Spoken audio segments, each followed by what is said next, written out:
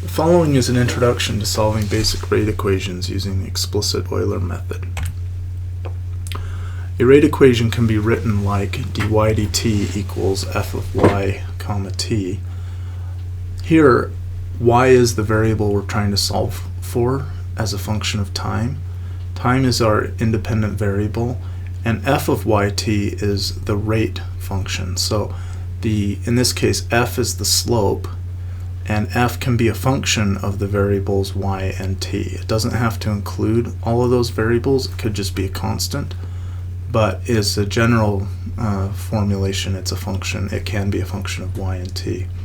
The rate expression will have an initial condition, y0, which is the value of our unknown at time 0, and we're trying to solve for y as a function of time. So we're given the slope, but we want the actual function. Here's an example. Suppose I drive home at a constant speed of 30 miles per hour. I just want to find my location at each time t. So I'm given my slope, which is my velocity, dy dt equals v, and my initial condition, at time 0 I start at position y0. We can solve this analytically by simply separating variables and integrating. To separate variables, we put the dy's on one side and the dt's on the other. So we'll multiply through by dt to get this expression. And then we integrate both sides from y0 to y and from 0 to a corresponding time t. If we integrate these, we get y minus y0 equals v times t minus 0, or y minus y0 equals vt. And if we rearrange it, we have y equals y0 plus v times t. So v is a linear function of time, and our position is a linear function of time. We start at our initial spot, and then we just move in proportion to time. It's possible that our velocity could vary with time, and if that happened, we would write v as a function of t. And then when we separate variables and integrate, we'd have to account for the fact that v is a function of time in performing this integration. But the analytic solution would be similar. It's not always possible to integrate analytically. This might not be possible if the function is nonlinear, or if we have multiple variables to solve for, or it might just be easier or fit into our existing approach for solving equations using numerical methods. A numerical solution approach to this problem is the explicit Euler equation. We can consider a numerical method in which, instead of computing the solution everywhere, we're going to take a series of discrete steps. We're going to start at our initial condition and take steps finding the solution at each step. With the explicit Euler method, we assume that the function is constant over any given step. So consider these time locations indicated by the stars, and then we can index them 0, 1, 2, 3, n plus 1. So a general step would be I'm on step n, and I'm going to step n plus 1. The corresponding times at each step will be time 0, time dt, which is delta t, time 2 delta t, 3 delta t, n delta t, n plus 1 delta t. What we do is we write our basic rate equation, dy dt equals f of y, in a discrete form, delta y over delta t. So this is like the form before we took the limit to find this differential equation. So we write dy dt, we write it discretely as delta y over delta t. And that's equal to our slope. So delta y is just y at time n plus 1 minus y at time n, and delta t is our known step size. So we write the equation yn plus 1 minus yn divided by delta t equals our slope, and we'll pick for the explicit Euler method, we'll take the slope at time n, or at step n. So we start with yn and we want to find our next point. So we're going to solve for the thing we want, which is our value at the new point. So our next point, yn plus 1, is our old point, plus our step size times the slope at our old point. In our previous example, we would have yn plus 1 equals yn plus delta t times v, where our function is just the constant velocity. Note that the smaller we make delta t, the more steps we take, the more accurate the solution will be in general. And an important thing to keep in mind is that at any given step n, we know all the information we need to compute the variable at step n plus 1. That's why we call it an explicit method. We can evaluate our new point, yn plus 1, knowing nothing but the information at the old point. So when we start at time 0, we know y0 because that's our initial condition, which we specified. We know delta t, and because we know y0 and time 0, we can evaluate the function f. So we can evaluate this whole right side to get the new point. So if we started at point 0, we could then evaluate point 1, and now we know everything at point 1, so we can evaluate y1 plus delta t times f at point 1 to get point 2, and so forth to get all of the points. Let's look at another example. Suppose we have radioactive decay of an isotope where we have some concentration of time and an initial concentration at time 0 is C0. So this decay is represented by a rate expression.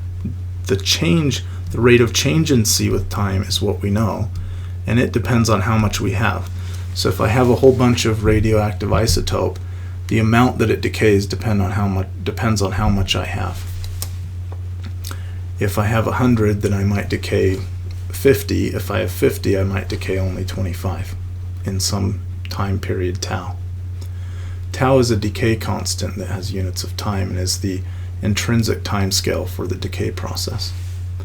The exact solution is c equals c0 e to the minus t over tau, and you can find that by separating variables and integrating. So if you go dc divided by c, put all the c's on one side, dc over c equals dt over tau, and then integrate both sides of the equation, you get this expression after massaging it a little bit, taking the exponentials. The numerical solution using the explicit Euler method is given using this formula right here. So we take Cn plus 1 equals Cn plus delta t times the function at time n. And here our function is minus c over tau. So times the function Cn over tau. So that's the explicit Euler method, and it's pretty easy to solve this equation. We started with knowing the rate, and when we're done, we'll know the concentration. Instead of knowing the slope, we find the actual function itself. We can put this into Excel fairly easily, as you can imagine, because we write one equation, and we can drag the cells down to find all the solution points. The implicit method is very similar. With the explicit Euler equation, we have the following equation to take a step. We step from y along the slope f to get our new point. So we start at point y, take a step along the slope to get our new point. The slope was chosen at time point n. The implicit Euler, we do the same thing, but instead of taking the slope at time n, we're going to take the slope at time n plus 1. So the formula is similar with n plus 1s in the function.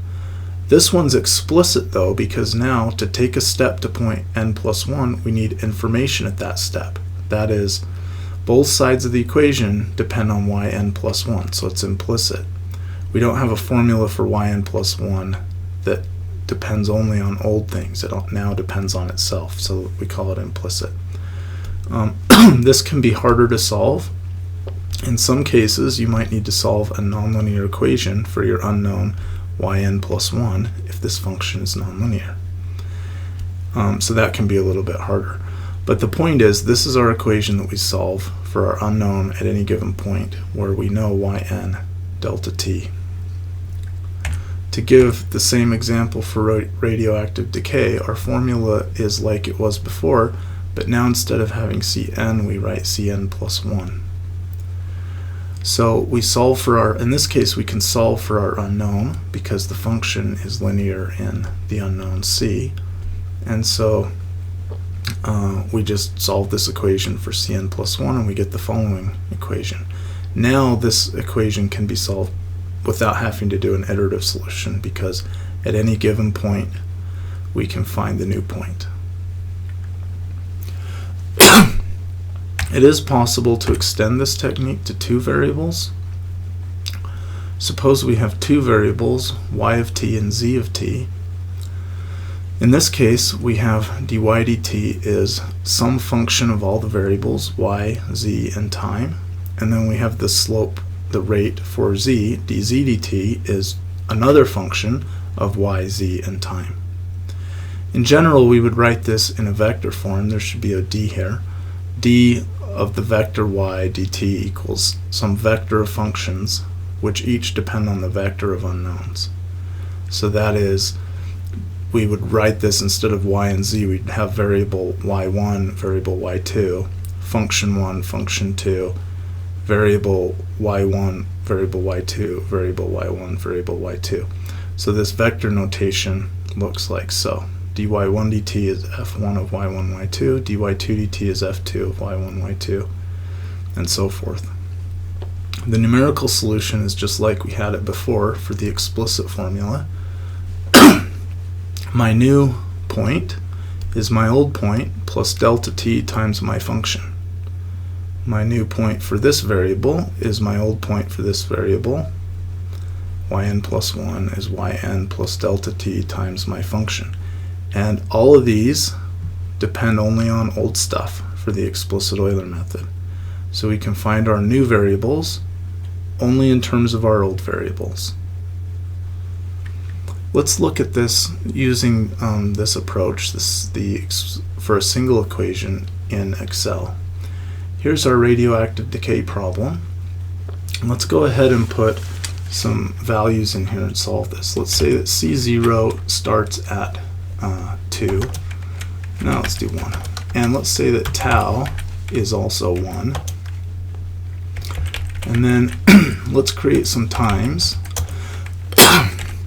And we'll set some step size dt. Make it small, maybe 0.1. So let's start at 0.